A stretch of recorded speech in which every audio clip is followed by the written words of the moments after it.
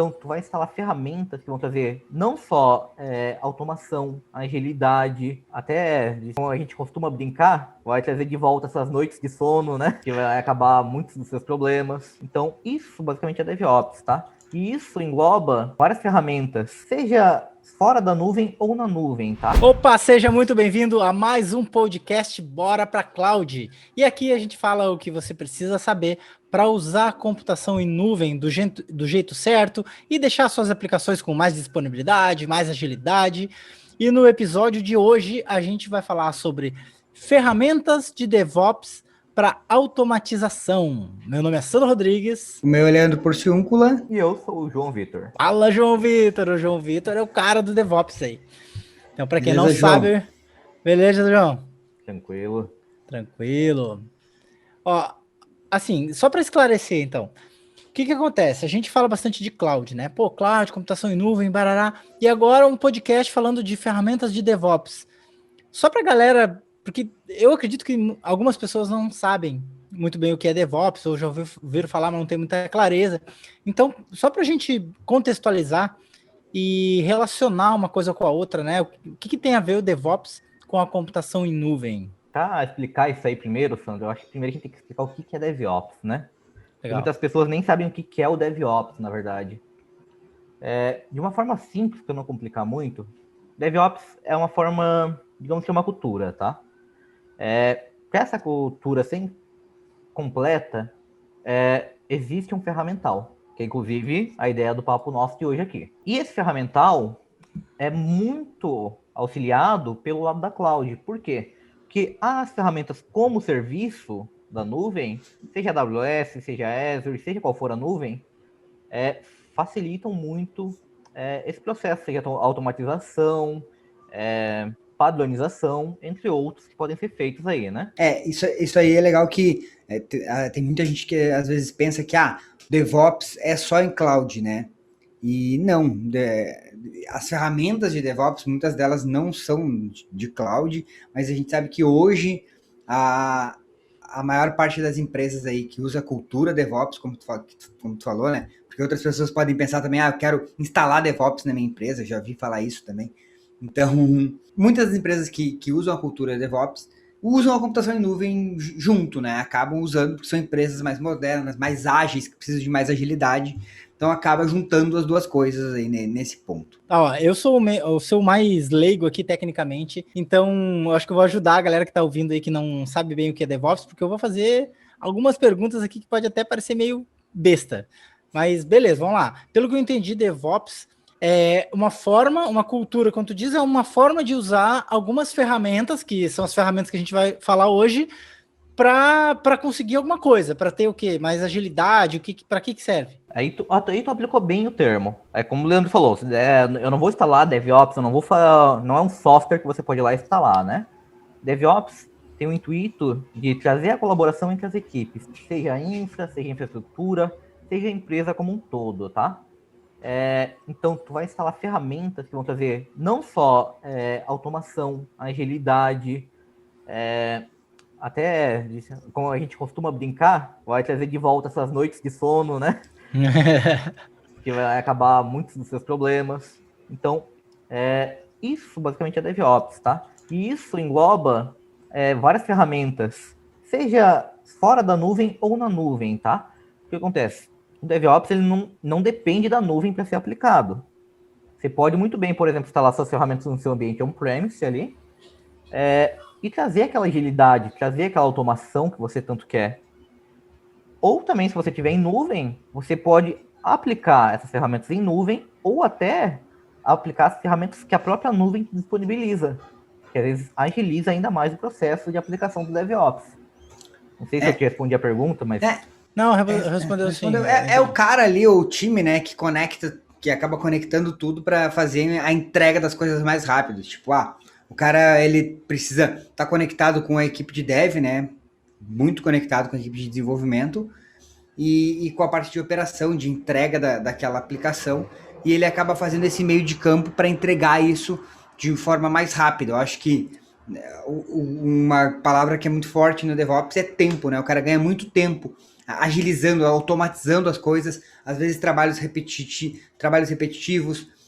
A gente tem um caso aí até do Cláudio, que ele contou que, pô, na empresa dele, antes os caras levavam um processinho que levava lá 15 minutos para ser feito, que eram feitos várias vezes, foi reduzido para praticamente zero ali o tempo, que o cara só dá um enter e a coisa acontece sozinha.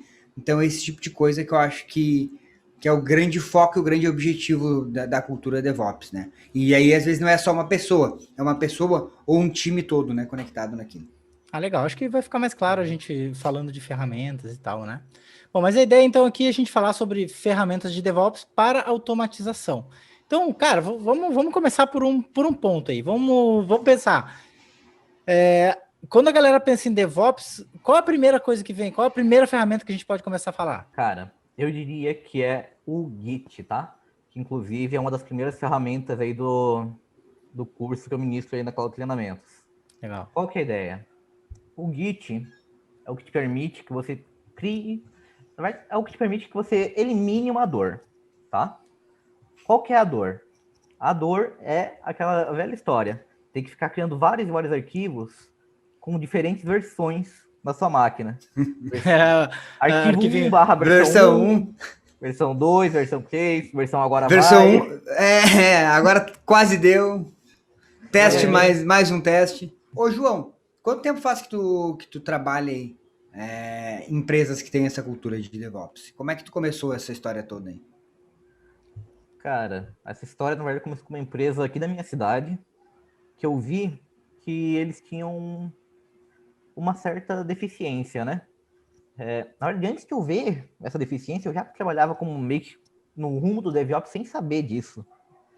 Até uma história meio engraçada, porque o que acontece? Eles tinham todo um processo era uma fábrica de software, né? Eu trabalhava na parte ali de suporte / infraestrutura, por questão de sigilo, essas coisas assim, eu não posso falar o nome, mas, né? Acho que vai ficar claro aqui. E eles tinham um fluxo como qualquer outra empresa. Basicamente, tinha o desenvolvedor, que ia lá, uma equipe fazia o software, né? Fazia atualizações diárias e tudo mais. Passava por uma equipe de teste. E depois dessa equipe de teste, passava para o cliente. Só que o que eu notava? Eu, como estando ali na linha de frente, na parte do suporte / infraestrutura, que aí eu atendia a reclamação do cliente, eu notei um detalhe. Sempre que eu saía alguma coisa nova, vinha problema. É aquela história, você corrige um bug para gerar 2 novos. Quem é da área de dev vai entender isso aí. E o que acontece? Nisso, eu já pensei, tá, legal, como que eu posso ajudar o meu lado e ajudar o lado da equipe de desenvolvimento ao mesmo tempo? E aí eu comecei a pesquisar, né, soluções. E nessas soluções veio uma outra ferramenta. Que ferramenta era essa? O Jenkins. O Jenkins, ele permitia que nós automatizássemos várias das tarefas que tinha ali nesse fluxo e que muitas vezes eram falhas. Por quê? O que acontece? Por exemplo, o fluxo que eu falei era desenvolvimento para a equipe de testes, né? A equipe de QA. Nesse fluxo, a equipe de QA tinha sempre que fazer, por exemplo, o deploy de uma nova infraestrutura do zero. E o Jenkins já auxiliava nesse ponto. Foi aí que eu comecei, né? Em vez de a equipe de QA ter que fazer tudo do zero, eu utilizei ferramentas como o Docker e o Jenkins para automatizar a criação desse ambiente. Comecei por aí, né? E depois eu fui evoluindo até um ponto que todo o pipeline estava automatizado. Pipeline, pessoal, para vocês entenderem, é todo fluxo, tá? Para quem não conhece o termo. E o que acontece? O desenvolvedor fazia o envio do seu código atualizado, né?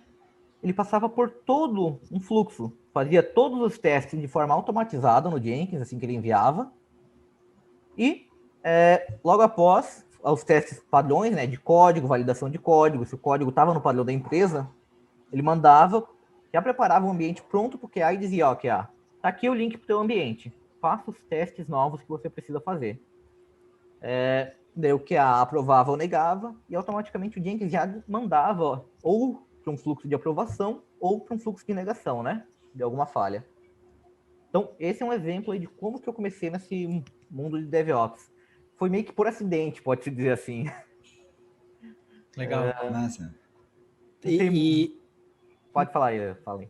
Não, eu ia, porque tu começou a falar do Git, né? Daí o Leandro perguntou como é que tu começou, e aí eu acho que a gente acabou pulando o que o Git faz nesse primeiro cenário que tu aplicou. Ah, sim. Tu já usou o Git de alguma forma? Para que ele que serve?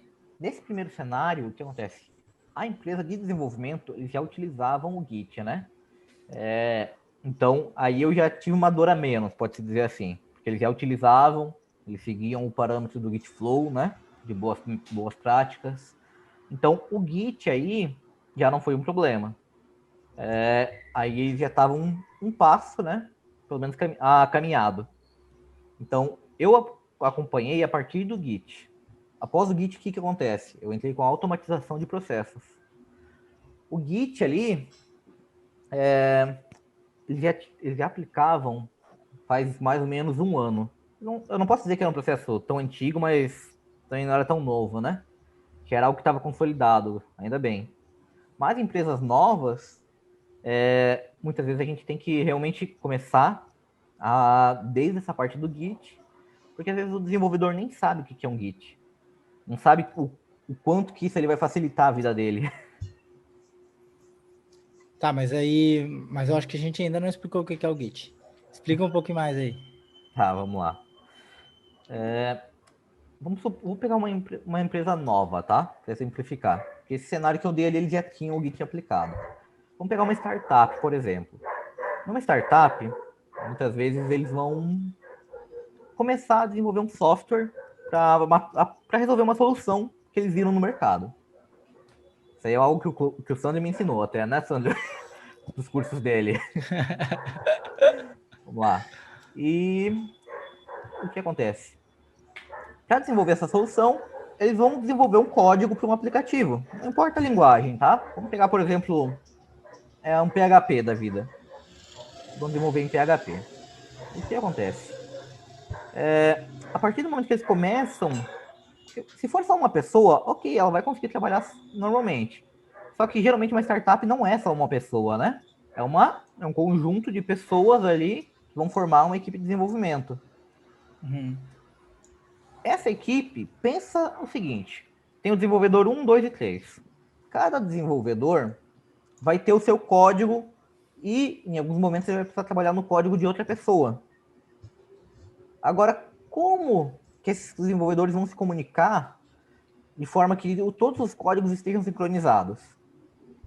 Por exemplo, o desenvolvedor 1 está desenvolvendo uma conexão com um banco de dados lá, com um pouquinho mais de dev, tá? O desenvolvedor 2 está fazendo qualquer outro recurso da aplicação que utilize esse arquivo do desenvolvedor 1.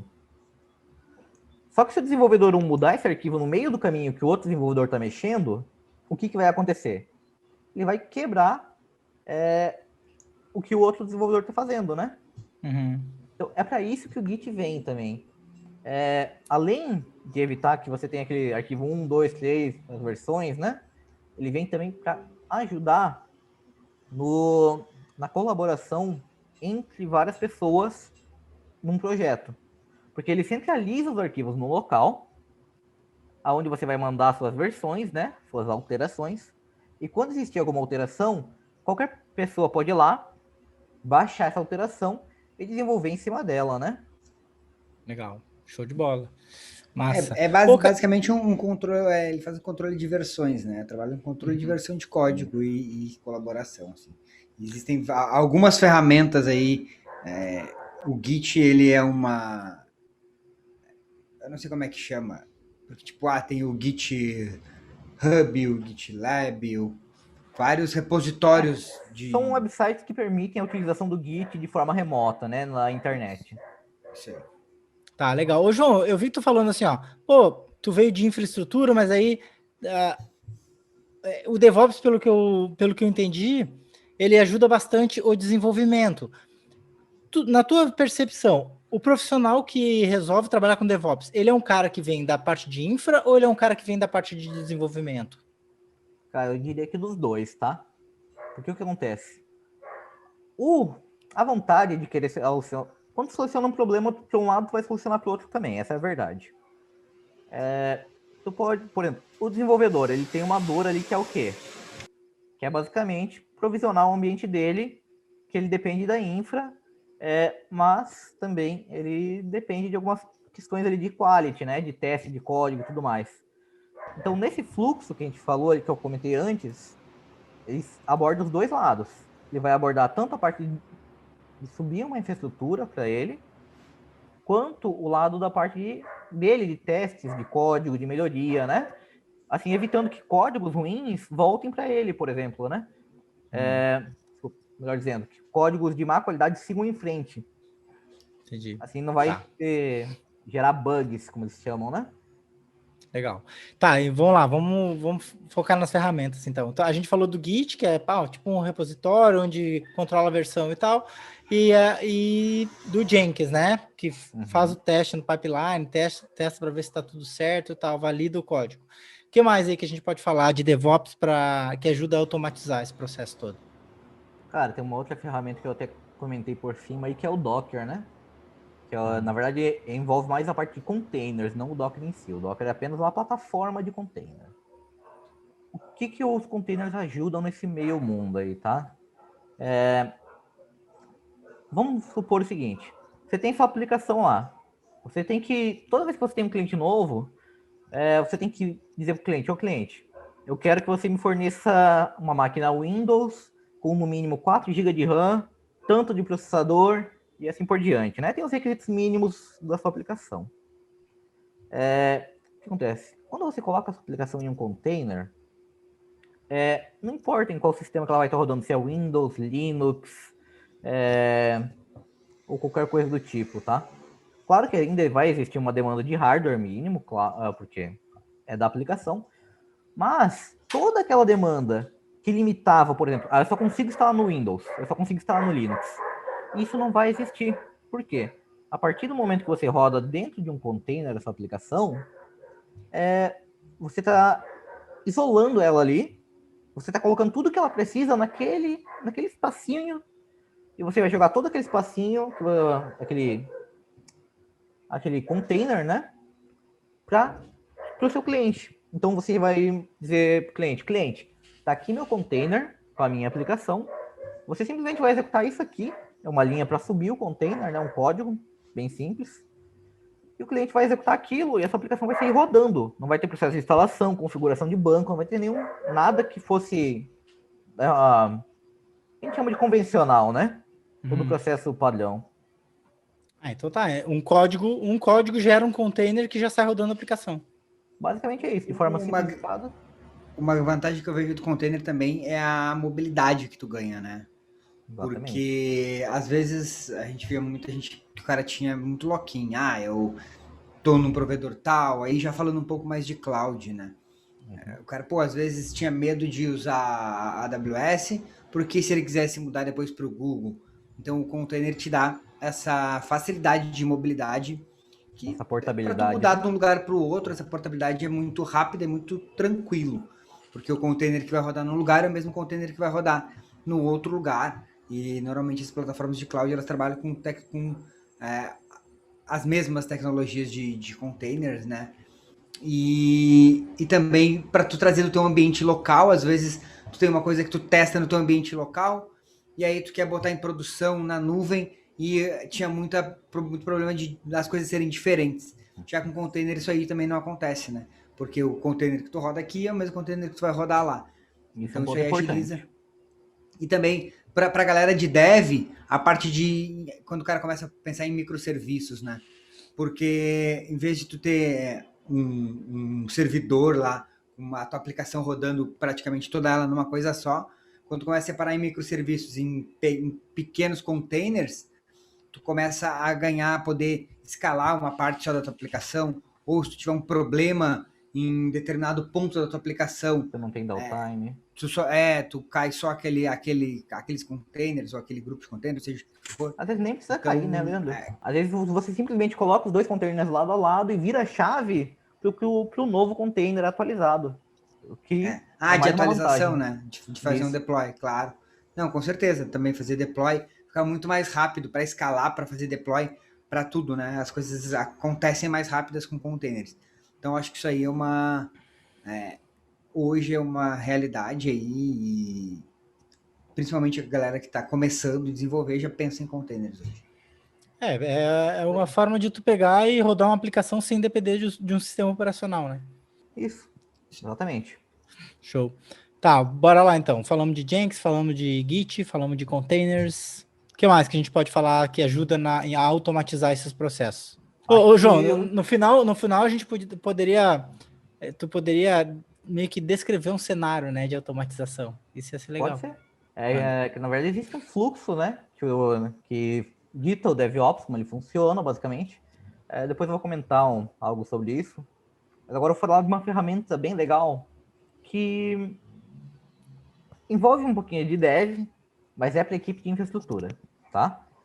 O que é? É o IAC, Infraestrutura como Código, ou Infra as Code, né, do inglês. O que acontece? Existem várias ferramentas de infraestrutura como código. Existe, por exemplo, Terraform e CloudFormation, que são as duas mais populares, tá? Isso falando para nuvem, principalmente, ok? Vamos falar, por exemplo, do CloudFormation, que é da específica da AWS, tá? No CloudFormation, você consegue fazer o quê?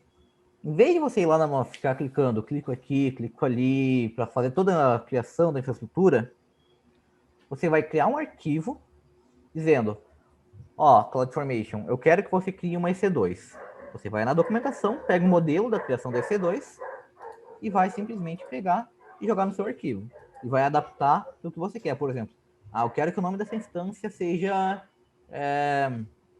Nexus, por exemplo, que é um outro software que a gente pode comentar depois.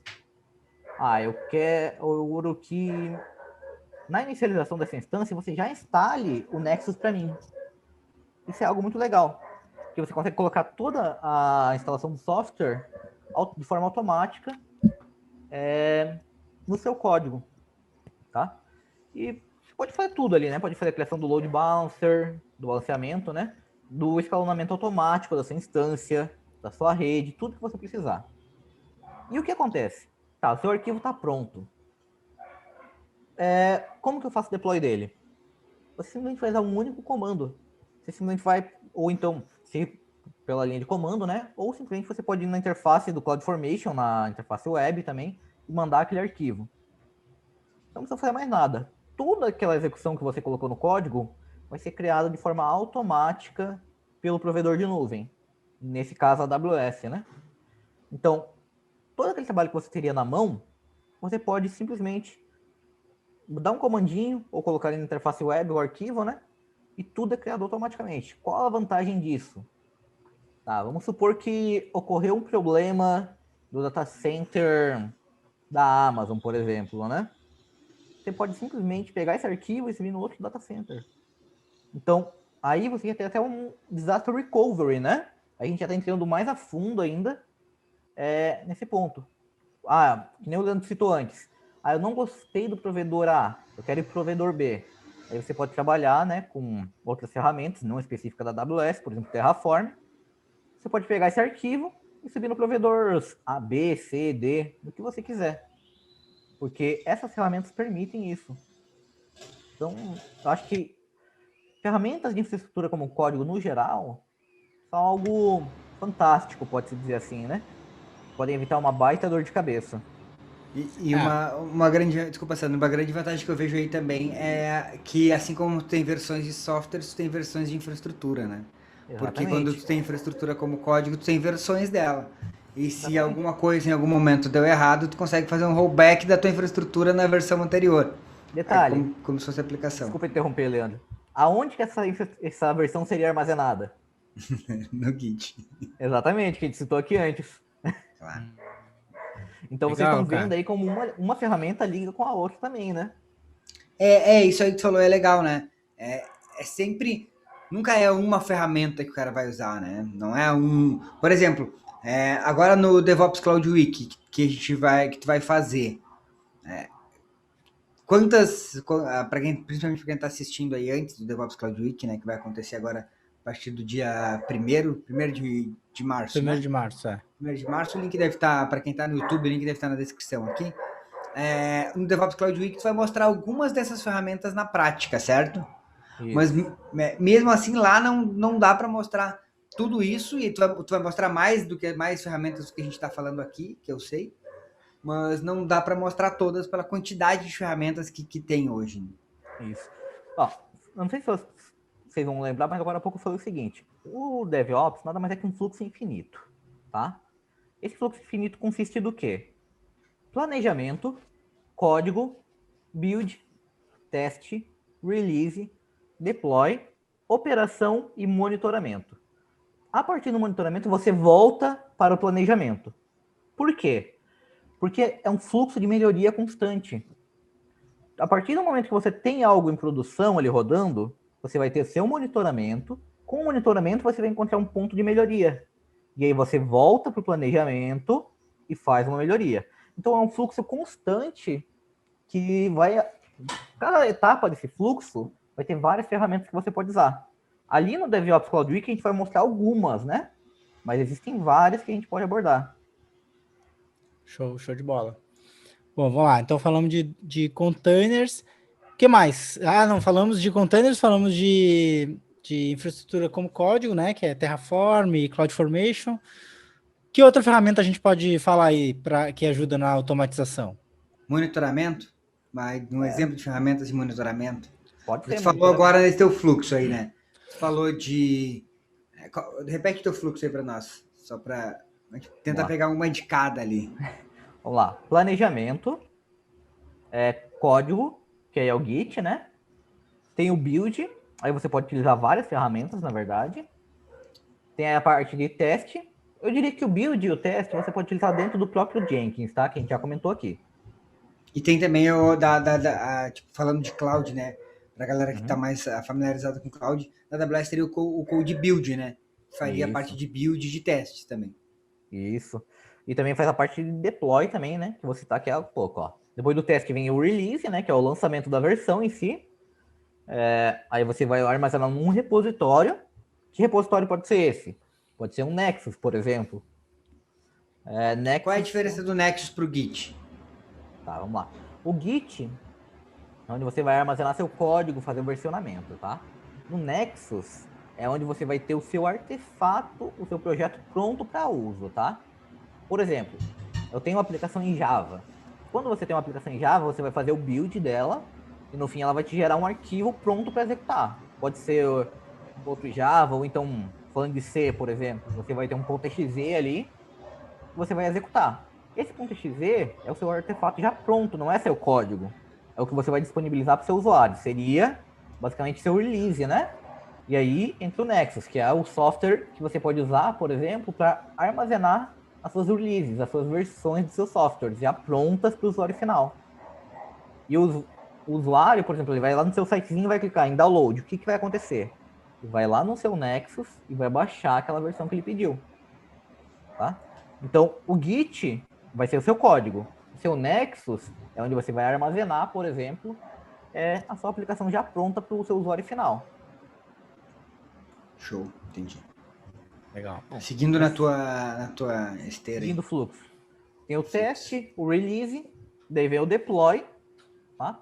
O deploy, aí já entra ferramentas na nuvem como o Code Deploy, que está dentro do Code Pipeline que o Leandro citou, ou dentro do próprio Jenkins também eu consigo colocar plugins que permitem que eu faça o deploy, tá?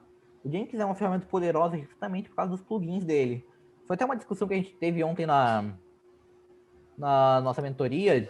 Toda terça-feira a gente tem uma mentoria com a nossa turma de DevOps, né? Que o pessoal comentou algo bem legal. Eles estão aprendendo o Jenkins, né?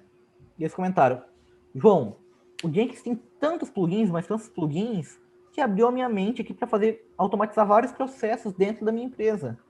Então, o Jenkins, pessoal, é uma ferramenta... Vou dar um spoilerzinho aqui, vai. O Jenkins é uma das ferramentas que a gente vai citar no DevOps Cloud Week, tá? Que a gente vai usar. Spoilerzinho pequenininho, mas não vou falar as outras. E o que não se aguenta, não aguenta? Vamos lá. E graças a essa capacidade do Jenkins, você consegue fazer todo esse fluxo, parte desse fluxo aí, você consegue fazer tudo por ele, tá? Tá, vamos lá. Teve o deploy. Depois do deploy vem a parte de operações e monitoramento, né? Aí já entra a parte que você vai ter uma equipe ali monitorando aquela aplicação, né? Ou um software monitorando. Por exemplo, o Zabbix. O que o Zabbix faria? O Zabbix é uma das ferramentas de monitoramento mais conhecidas do mundo, na verdade, tá, pessoal? Onde você consegue dizer para o Zabbix, por exemplo, Zabbix, eu quero que você colete a informação se, por exemplo, o site da minha empresa está on a cada 15 segundos. Caso esse site esteja fora do ar, primeira coisa, você vai emitir um alerta. Segunda coisa, você vai tomar uma ação. Foi emitido o alerta, vai tomar ação. Ação, qual que é? A primeira ação. Emita um comunicado para a equipe de infraestrutura. Segunda ação, tente a remediação. O próprio Zabbix já vai tentar remediar o problema. Você consegue dizer, Zabbix, tente executar esse script, isso você já deixa pronto, tá? Na hora de criar o alarme. Tente executar esse script caso o site esteja fora do ar. Daí esse script vai lá, vamos supor que ele vai reiniciar o Apache ou o Nginx. Não funcionou. Ok. Tome essa última ação. Ligue para o plantonista. Você consegue fazer toda essa programação de ações escalável, né? No Zabbix. Tanto que, como eu disse, o Zabbix é um dos softwares mais usados justamente por isso. E, claro, depois do monitoramento, você vai ter dados para você fazer essa melhoria na sua estrutura, né? Você vai identificar pontos de falha, pontos de melhoria, e assim vai. E claro que a tecnologia vai sempre avançando, né? Então, você consegue sempre atualizar também. Show de bola. Legal, cara. Acho que deu pra ter uma visão geral, né? Do DevOps. Ô, João, fala aí um cenário imaginário, assim, resumido. Pô, imagina tal coisa acontecendo, ou alguma experiência que tu teve, alguma coisa assim. Não sei se eu tô viajando, se dá pra fazer isso ou não. Cara, dá para fazer, vamos lá. Um cenário que eu já tive, por exemplo, tá? Voltando ao Jenkins. O que acontece? O Jenkins, existia um cliente meu, novamente eu não posso citar nomes por causa de sigilo de contrato. Ele tinha vários clientes abaixo que ele atendia, né? E ele chegou com uma dor para mim. Qual que era a dor? Cara, hoje cada cliente meu, eu tenho que subir um Jenkins, né, numa infraestrutura minha, para cada um desses clientes eu tenho um Jenkins. Só que o que acontece? Quando eu subo isso, eu tenho que ter uma máquina para cada cliente. Isso me custa, né? Tem um custo físico sobre isso. Como que eu posso solucionar isso? Tá? Sendo que o Jenkins dele era bem precário, tá? Não fazia nem metade do fluxo total que eu comentei agora há pouco. O que eu fiz? Eu literalmente apaguei todos os Jenkins que ele tinha. Todas as máquinas que ele tinha foram para lixeira. Eu centralizei tudo em um só. Primeira coisa que eu fiz. Eu coloquei um plugin que permitia que todos os clientes ficassem num único Jenkins separados por pastas, tá? Então tinha uma pasta ali para cada cliente dentro de um único Jenkins. Esse Jenkins, dentro dele também eu coloquei vários plugins aí que eu não... São tantos que não tem nem como citar todos, né? Eu coloquei plugins do Docker, que a gente comentou aqui, coloquei plugins do Git, coloquei plugins do GitLab, foi o que o Leandro citou ali também, que permitia que todo esse fluxo que eu comentei, desde a parte do código, né? Por exemplo, o desenvolvedor está lá fazendo seu código. O que acontecia?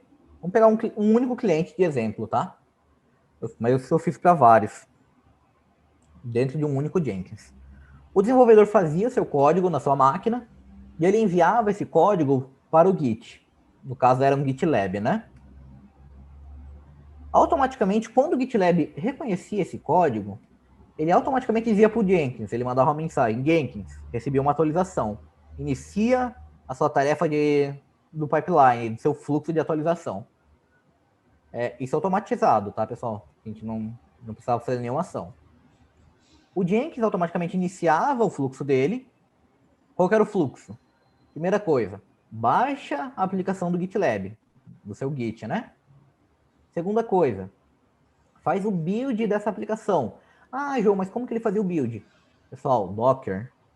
Então ele já tinha uma imagem Docker com tudo preparado, ele pegava a aplicação e jogava dentro dessa imagem, atualizava ela e mandava para um repositório, né? Sendo que nesse repositório a imagem era pega, subia um ambiente de teste, né? Ele baixava essa imagem, fazia todos os testes de forma automática, testava todas as partes da aplicação, desde o código até a funcionalidade. Isso era tudo feito por um robô, tá? Dentro do Jenkins. Passou dos testes, ok. Deu um aprovado nos testes. Ele gerava uma versão dessa imagem e colocava um repositório de Docker dentro da AWS, nesse caso, tá? Mas poderia ser um Nexus também.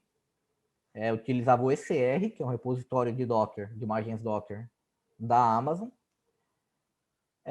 E fazia o deploy, por fim, da aplicação. Como que ele fazia o deploy? Ele chamava uma outra ferramenta da Amazon. Que ferramenta era essa? O Code Deploy, que é uma das ferramentas que fazem parte do Code Pipeline. E aí o Leandro comentou antes, né, Leandro? E o Code Deploy, ele nota... Por que utilizar o Code Deploy, tá, pessoal? Porque a infraestrutura lá era escalável. Então, por exemplo, hoje eu estou num dia que tem mais pessoas acessando minha aplicação. Automaticamente ele subia mais máquinas para atender essa demanda. Então, o que acontece? O Code Deploy ele tinha essa integração que ele conseguia fazer em todas as máquinas que estavam no ar sem derrubar a aplicação. Então, ele ia na máquina que estava no ar, subia a aplicação em paralelo com a que já estava no ar, né? Só que em outra porta. E depois ele simplesmente ia lá e virava a chave, apontava para a nova. Quando a nova já estava no ar atendendo, a antiga era eliminada, né? Então aí ele já tinha boa parte do fluxo automatizado, né? Por fim, para finalizar, o que a gente tinha? A gente tinha também a parte de monitoramento. Tanto a parte de monitoramento de log, que todo log da aplicação era exportado para o CloudWatch da Amazon, né? CloudWatch Logs, quanto nós tínhamos também uns ABICs. Os ABICs, ele monitorava todas as máquinas que iam subindo, através de um serviço que ele descobria sozinho, tá? Tem como fazer isso também. Todas as máquinas ele monitorava. Ele ficava lá monitorando. Essa máquina está com um pico muito alto. Essa máquina está mandando muito erro no log. Então, todo o fluxo aí era atendido, né? Todo esse fluxo que eu falei. Acho que é mais ou menos isso, tá? Bem longo, na verdade, falando assim, mas na prática é algo mais simples, tá? Fazendo. Ô, João, daí tu subia o container. Nessa parada Isso. toda aí, tu subia o container na instância, entendi. Show. Porque o que acontece? Com o container, como a gente citou, não importa se estou subindo no Windows, no Linux, né? Não importa o sistema. Simplesmente eu ia lá e dizia, sobe esse container. E funcionava. Top, show de bola.